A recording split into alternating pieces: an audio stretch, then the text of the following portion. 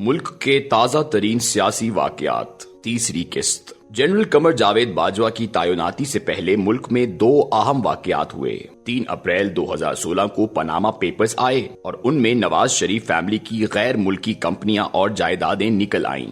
عمران خان کے ہاتھ ایک اور کارڈ آ گیا اور انہوں نے نواز شریف کو چور ثابت کرنا شروع کر دیا۔ دوسرا واقعہ ڈان لیکس تھا۔ ڈان نے 6 اکتوبر 2016 کو نیشنل سیکیورٹی کمیٹی کی خبر شائع کر دی اور اسٹیبلشمنٹ نے اسے سیکیورٹی بریچ قرار دے دیا۔ تحقیقاتی کمیٹی بنی اور میاں نواز شریف نے پرویز رشید اور طارق فاطمی کے قلمدان واپس لے لیے۔ تاہم حکومت نے دعویٰ کرنا شروع کر دیا یہ دونوں ایشوز جان بوجھ کر بنائے گئے ہیں اور ان کا مقصد جنرل راحیل شریف کو ایکسٹینشن دلانا تھا۔ میاں شہباز شریف، خواجہ آصف اور چودھری نثار جنرل راحیل شریف کو ایکسٹینشن دینا چاہتے تھے، بلکہ انہوں نے ان سے کمٹمنٹ بھی کر لی تھی، مگر عین وقت پر میاں نواز شریف نے انکار کر دیا۔ میاں صاحب کے ایک ساتھی نے جنرل راحیل شریف کو فیلڈ مارشل بنانے کا مشورہ بھی دیا، لیکن میاں صاحب نے اس پر بھی انکار کر دیا اور یوں 29 نومبر 2016 کو جنرل قمر جاوید باجوہ نے فوج کی انان سنبھال لی۔ جنرل قمر جاوید باجوہ کو آرمی چیف بنانے کا فیصلہ صرف اور صرف میاں نواز شریف نے کیا تھا، تاہم اس میں اسحاق ڈار اور چودھری نثار کا بھی کردار تھا،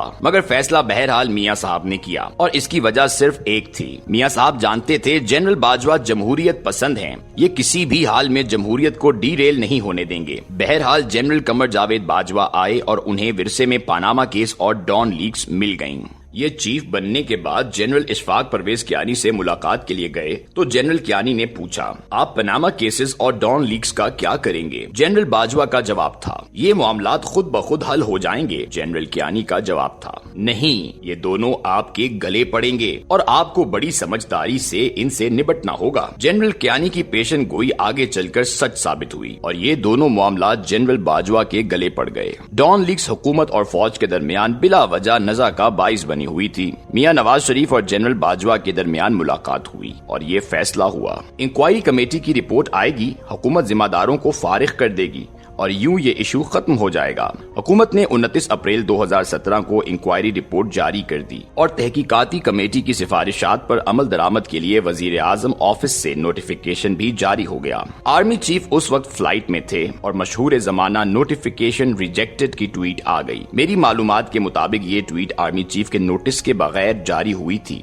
تاہم آرمی چیف نے ٹویٹ کی ذمہ داری لے لی۔ حکومت اس ٹویٹ کے بعد کمزور ہو گئی۔ وزیر اعظم کا چند دن بعد چین کا دورہ تھا۔ آرمی چیف وزیر اعظم کو کمزور حیثیت میں چین نہیں بھجوانا چاہتے تھے، چنانچہ جنرل باجوہ نے وزیر اعظم سے ملاقات کے لیے رابطہ کیا۔ نواز شریف اس دن ننکانہ صاحب تھے، وزیر اعظم نے انہیں ایئرپورٹ بلوا لیا۔ ملاقات ہوئی تو میاں نواز شریف نے صرف ایک فکرہ کہا، جنرل صاحب غصے میں فیصلے نہ کیا کریں۔ دونوں چند لمحے اکٹھے بیٹھے اور ڈان لیکس کا معاملہ نبٹ گیا۔ فوج نے 10 مئی 2017 کو اپنی ٹویٹ واپس لے لی، حکومت مضبوط ہو گئی، لیکن ریٹائرڈ آرمی آفیسرز نے آرمی چیف پر خوفناک تنقید شروع کر دی۔ نون لیگ نے بھی ہم نے فوج کو لٹا دیا اور شیر زندہ باد کا بیانیہ شروع کر دیا۔ یہ بیانیہ مریم نواز کے میڈیا سیل کا کارنامہ تھا اور یہ ان لوگوں کی بڑی سیاسی غلطی تھی۔ یہ لوگ اگر خاموش ہو جاتے، فتح کے شادیانے نہ بجاتے تو معاملہ آگے نہ بڑھتا، لیکن ان کی غیر سنجیدہ حرکت نے فوج اور حکومت کے درمیان دراڑ میں اضافہ کر دیا اور یہ دراڑ آنے والے دنوں میں بڑھتی چلی گئی۔ جنرل باجوہ کھلے دل سے یہ تسلیم کرتے ہیں میاں نواز شریف ان کے ساتھ ہمیشہ عزت سے پیش آئے اور ان سے تعلقات بہت اچھے تھے، لیکن اس کے باوجود فوج اور حکومت میں دوریاں پیدا ہو گئیں۔ پاناما پیپرز میں فوج کا کوئی عمل دخل نہیں تھا، یہ انٹرنیشنل لیکس تھیں، یہ ہوئیں اور عمران خان نے یہ کیچ پکڑ لیا۔ وزیر اعظم ہاؤس کی ایک میٹنگ میں جنرل باجوہ نے میاں نواز شریف کو مشورہ دیا، آپ یہ معاملہ عدالت میں نہ لے کر جائیں، اسے پارلیمنٹ میں ہی حل کر لیں۔ یہ ایشو اگر عدالت میں چلا گیا تو کوئی ادارہ اور شخص آپ کی مدد نہیں کر سکے گا۔ وزیر اعظم کا جواب تھا، میرے بچے پر اعتماد ہیں، انہیں عدالت جانے دیں، اللہ کرم کرے گا۔ اور حکومت سپریم کورٹ چلی گئی اور یوں یہ معاملہ بگڑتا چلا گیا۔ سپریم کورٹ نے JIT بنانے کا حکم دے دیا۔ آرمی چیف نے وزیر اعظم کو دوبارہ مشورہ دیا، آپ ISI اور MI کو JIT میں شامل نہ کریں، اگر ایجنسیاں تحقیقات میں شامل ہو گئیں تو یہ معاملہ آپ کے گلے پڑ جائے گا۔ وزیر اعظم نہیں مانے اور انہوں نے فوج کی دونوں ایجنسیوں کے ممبر JIT میں ڈلوا دیے۔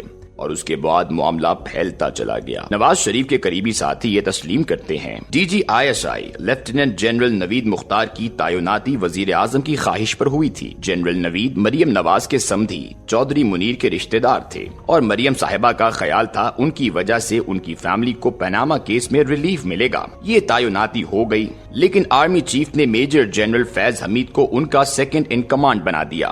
یہ جنرل باجوہ کے انتہائی قریبی افسر سمجھے جاتے تھے۔ جنرل فیض حمید کی سروس کا زیادہ تر حصہ جنرل باجوہ کے ساتھ گزرا تھا اور ان کی تعیناتی ISI میں سربراہی سطح پر چیک اینڈ بیلنس کے لیے ہوئی تھی۔ آرمی چیف نے جنرل مختار کی تعیناتی کے وقت وزیر اعظم سے کہا تھا، سر، فوج چین آف کمانڈ کا نام ہے، یہاں کوئی ایک شخص اپنی مرضی سے کوئی فیصلہ نہیں کر سکتا۔ یہ بات زیادہ وضاحت کے ساتھ اکتوبر 2021 میں وزیر اعظم عمران خان کو بھی بتائی گئی تھی۔ یہ واقعہ کب اور کیوں ہوا تھا یہ ہم آپ کو آئندہ قسطوں میں بتائیں گے۔ سرے دست ہم واپس آتے ہیں۔ میاں نواز شریف نے آرمی چیف سے دوسری پرسنل ریکویسٹ 2017 میں کی تھی۔ JIT میں ISI اور MI کی طرف سے بریگیڈیئر ریٹائرڈ نعمان سعید اور بریگیڈیئر کامران خورشید شامل تھے۔ میاں نواز شریف کو گلا تھا مریم نواز سے ان کا رویہ ٹھیک نہیں ہے، لہٰذا وزیر اعظم نے آرمی چیف کو کہلوایا یہ لوگ تفتیش یا تحقیق ضرور کریں لیکن میری بیٹی کی بے عزتی نہ کریں۔ وزیر اعظم کی اس شکایت کے بعد دونوں آفیسرز کا رویہ بدل گیا اور مریم نواز نے دوبارہ ان کی شکایت نہیں کی۔ فوجی ذرائع بھی یہ تسلیم کرتے ہیں میاں نواز شریف نے ان دو ایشوز کے علاوہ فوجی قیادت سے کبھی کوئی پرسنل کام نہیں کہا تھا۔ میاں نواز شریف کے قریبی ساتھی اور سابق قریبی ساتھی یہ تسلیم کرتے ہیں فوج نے پاناما کیس کے دوران میاں نواز شریف کو یہ مشورہ دیا تھا، آپ مستعفی ہو جائیں اور اپنی پارٹی کے کسی MNA کو وزیر اعظم بنا دیں، یہ معاملہ 1-2 سال میں سیٹل ہو جائے گا اور آپ دوبارہ منتخب ہو کر وزیر اعظم بن جائیں گے۔ مگر میاں نواز شریف نہیں مانے تھے، تاہم انہیں ڈسکوالیفیکیشن کے بعد اگست 2017 میں شاہد خاقان عباسی کو وزیر اعظم بنانا پڑ گیا۔ اگر یہ فیصلہ چند ماہ قبل کر لیتے تو شاید جیل تک نوبت نہ آتی۔ دوسری طرف فوجی ذرائع یہ تسلیم کرتے ہیں میاں نواز شریف اگر ڈسکوالیفیکیشن کے بعد ووٹ کو عزت اور مجھے کیوں نکالا کا بیانیہ نہ بناتے، یہ اگر خاموش بیٹھ جاتے اور ان کی پارٹی اپنی حکومتی مدت پوری کر کے الیکشن میں چلی جاتی تو شاید عمران خان وزیر اعظم نہ بن پاتے۔ یہ حقیقت ہے۔ ووٹ کو عزت دو اور مجھے کیوں نکالا نے اسٹیبلشمنٹ کو عمران خان کی طرف دھکیل دیا۔ یہ ریاست کی گڈ بک بن گئے اور اسٹیبلشمنٹ نے کھل کر اس گڈ بک کی حمایت کی اور 2018 کے الیکشنز میں جہانگیر ترین کے جہاز سے لے کر لوٹا سازی تک ریاست کے تمام ہتھ کنڈے استعمال ہوئے۔ عمران خان کو تاریخی سپورٹ دی گئی لیکن یہ اس کے باوجود الیکشن میں اکثریت حاصل نہ کر سکے، چنانچہ اسٹیبلشمنٹ کو انہیں وزیر اعظم بنانے کے لیے ان کے لیے اتحادیوں کا بندوبست کرنا پڑ گیا اور یوں اگست 2017 میں عمران وزیر اعظم بن گئے۔ یہ بھی حقیقت ہے۔ آرمی چیف جولائی 2018 سے قبل